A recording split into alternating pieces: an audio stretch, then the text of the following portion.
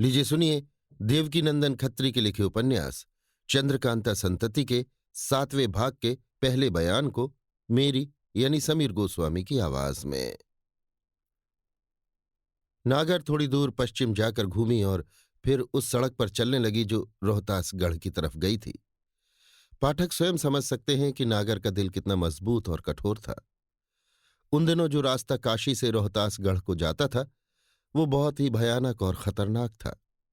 कहीं कहीं तो बिल्कुल ही मैदान में जाना पड़ता था और कहीं गहन वन में होकर दरिंदे जानवरों की दिल दहलाने वाली आवाजें सुनते हुए सफर करना पड़ता था। इसके अतिरिक्त उस रास्ते में लुटेरों और डाकुओं का डर तो हरदम बना ही रहता था।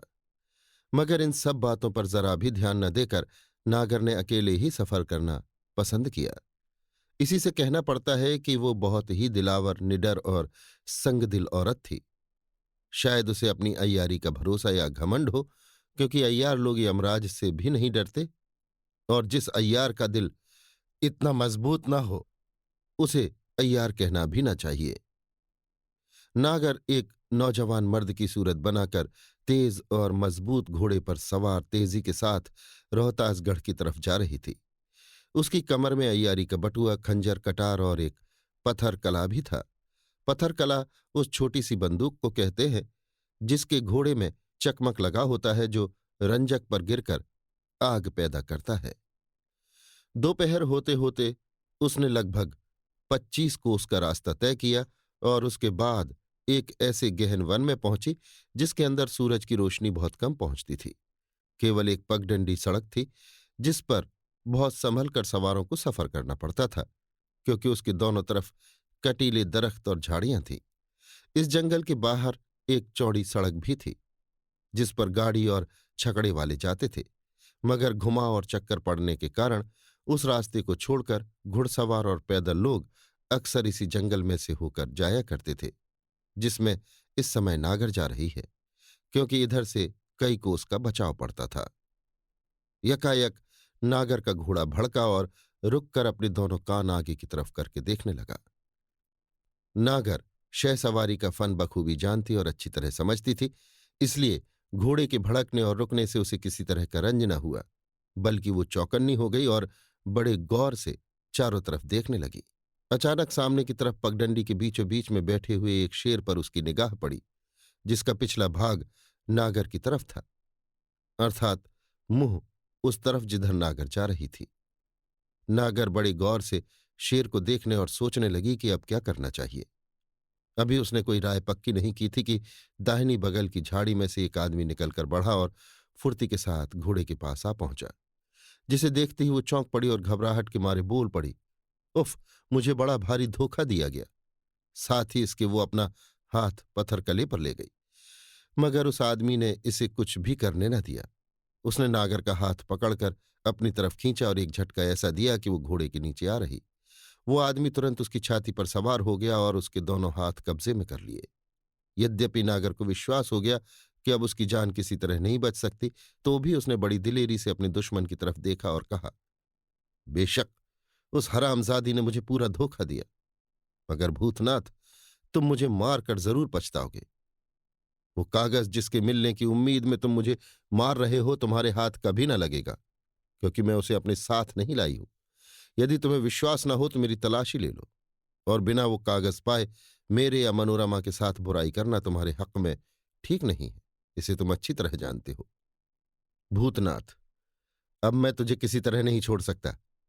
मुझे विश्वास है कि वे कागजात जिनके सबब से मैं तुझ जैसी कमीनों की ताबेदारी करने पर मजबूर हो रहा हूं, इस समय जरूर तेरे पास है, तथा इसमें भी कोई संदेह नहीं कि कमलिनी ने अपना वादा पूरा किया और कागजों के सहित तुझे मेरे हाथ फंसाया।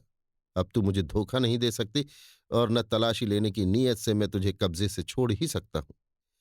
तेरा जमीन से उठना मेरे लिए काल हो जाएगा, क्योंकि फिर तू हाथ नहीं आवेगी। नागर चौंक कर और ताज्जुब से, हैं? तो क्या वो कमबख्त कमलनी थी जिसने मुझे धोखा दिया? अफसोस, शिकार घर में आकर निकल गया। खैर, जो तेरे जी में आवे कर। यदि मेरे मारने में ही तेरी भलाई हो तो मार, मगर मेरी एक बात सुन ले। भूतनाथ, अच्छा, कह, क्या कहती है? क्या कहती है? थोड़ी देर तक ठहर जाने में मेरा कोई हर्ज भी नहीं। नागर, अच्छा, कह, क्या कहती है? थोड़ी देर तक ठहर जाने में मेरा कोई हर्ज भी नहीं। नागर, अच्छा, कह, क्या कहती है? थोड़ी देर तक ठहर जाने में मेरा कोई हर्ज भी नहीं। भूतनाथ, अच्छा, कह, क्या कहती है? थोड़ी देर तक ठहर जाने में नागर, इसमें तो कोई शक नहीं कि अपने कागजात, जिन्हें तेरा जीवन चरित्र कहना चाहिए, उन्हें लेने के लिए ही तू मुझे मारना चाहता है। भूतनाथ, बेशक ऐसा ही है। यदि वो मुट्ठा मेरे हाथ का लिखा हुआ न होता तो मुझे उसकी परवाह न होती। नागर, हाँ ठीक है, परंतु इसमें भी कोई संदेह नहीं कि मुझे मारकर तू वे कागजात न पावेगा। खैर, जब मैं इस दुनिया से जाती ही हूं तो क्या जरूरत कि तुझे भी बर्बाद करती जाऊं।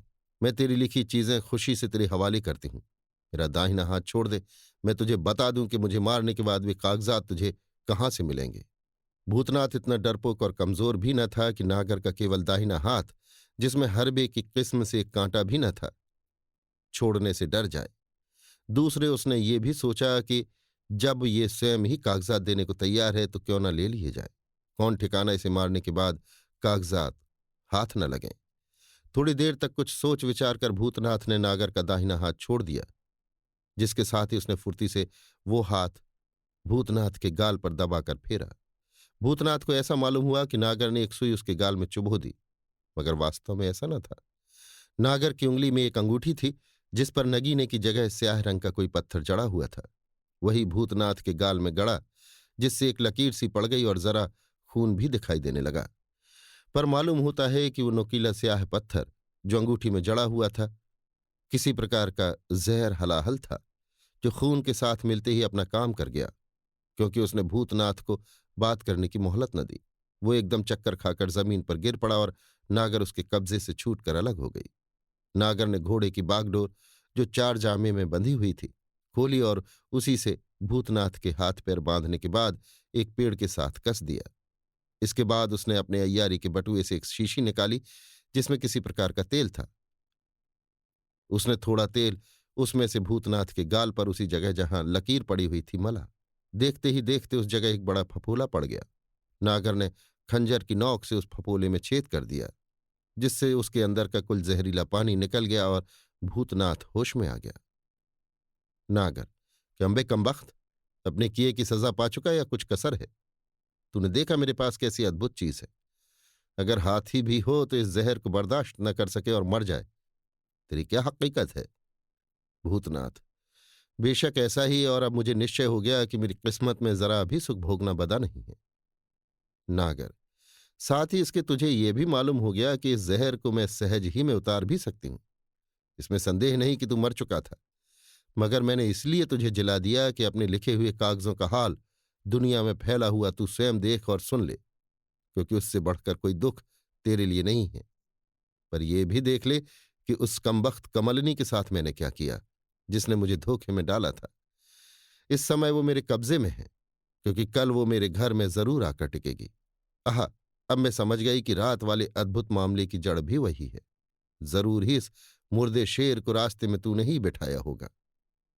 भूतनाथ, आंखों में आंसू भरकर, अब की दफे मुझे माफ कर दो।